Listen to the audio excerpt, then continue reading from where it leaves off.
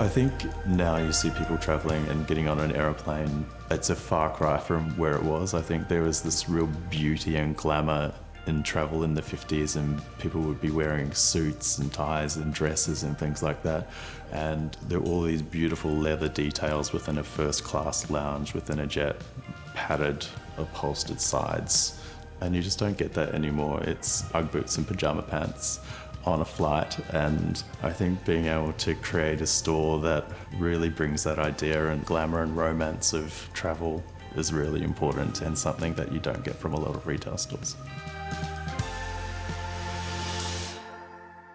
I'm Josh, one of the directors from In Addition, Melbourne architecture and interior design studio.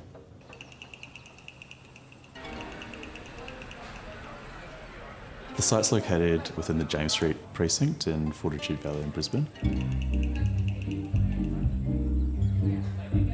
It's a precinct unlike anywhere else in Australia, I don't think, and it's really centred around the Carlisle Hotel as something that draws people in, and it's a place where people come to stay, and there's this beautiful escapism about the precinct.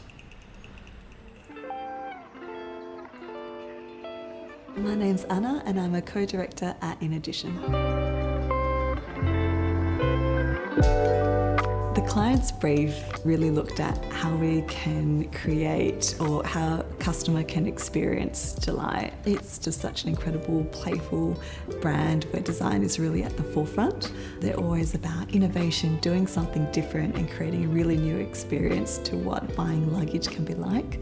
It's a really interesting market with lots of competitors, but they've managed to do something really different and unique. So part of the brief was, how do we experience Ćalić in this beautiful precinct and create a connection with the customer? Part of that was looking at taking that really special feeling of what travel is and being able to recreate those moments through design.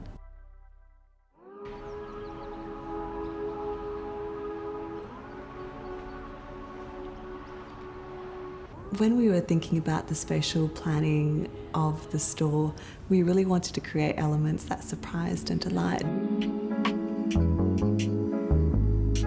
As you walk in through the door, we have the luggage piece on display. The idea was to create something really special, almost like a little jewel as you walk in, that was also able to sort of catch people's attention and a bit of curiosity as they walk past. You walk into a volume that is quite compressed, so we really wanted to play into that, and that created a really nice distinct zone for a type of product, which was the soft bags, and it also allowed us to create a really beautiful communal sort of counter that can be used as layout space. And the idea is that you can organically sort of walk around that counter and really blur the lines of what was probably traditionally a back of house area and a front of house area, and then you really start to move into this beautiful volume towards the back that's really anchored by a beautiful circular planter, has the amazing greenery that's within it. So the idea is that, although you have this amazing experience as you walk in, you're really just super excited to get to the back and see what's happening there as well.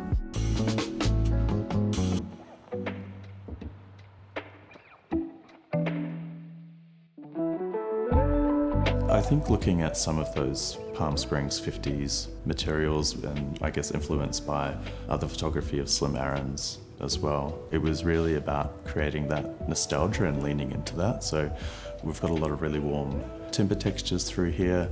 We've got a really beautiful burl. Typically you would see that within a first-class lounge on a jumbo jet or on the dashboard of an old 50s car or something like that. So there are these really beautiful tactile elements that take you back to a time of luxury. I think ultimately we just want people to feel like they're on holiday when they enter this space.